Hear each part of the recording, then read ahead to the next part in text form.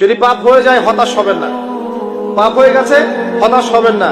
ওযু করবেন, জায়নামাজে দাঁড়াবেন, 2 রাকাত নামাজ পড়বেন, ওই পাপের কথা আল্লাহকে বলে ক্ষমা চাইবেন। ইনশাআল্লাহ আল্লাহ পাক আপনার গুনাহকে নেকি দিয়ে পরিবর্তন করে দিবেন ইনশাআল্লাহ। যতবার পাপ হবে ততবার নামাজে দাঁড়াবেন, ততবার ওযু করবেন, ততবার 2 রাকাত নামাজ পড়বেন এবং আল্লাহর কাছে ক্ষমা চাইবেন। ইনশাআল্লাহ আল্লাহ মাফ করে দিবেন। শয়তান আপনাকে হতাশ করতে যাবে, ফ্রাস্ট্রেট করতে যাবে।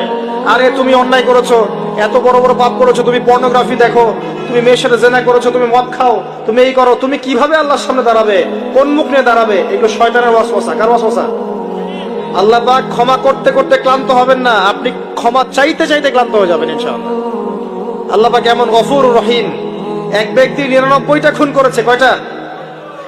99টা খুন করে এক আলেমের কাছে গিয়ে বলেছে যে আমার কি তওবা হবে? সে বলেছে না, তওবা হবে না। সে বলেছে কি তওবা হবে না। সে আলেম ছিল না, সে আবেদ ছিল। আবেদ মানে ইবাদত করতে বেশি বেশি, খুব বেশি জ্ঞান ছিল না। আমাদের মতো আমরা কিন্তু ইবাদত বেশি করি, জ্ঞান খুব কম। তো সে ছিল আবেদ, সে বলেছে না তওবা হবে না। তো ও বেটারেও কোপ দিয়ে 100টা খুন করে ফেলেছে, 100 ফিল আপ। এবার সে চিন্তা করছে যে আমি কি করব। আরেকজন আলেমের কাছে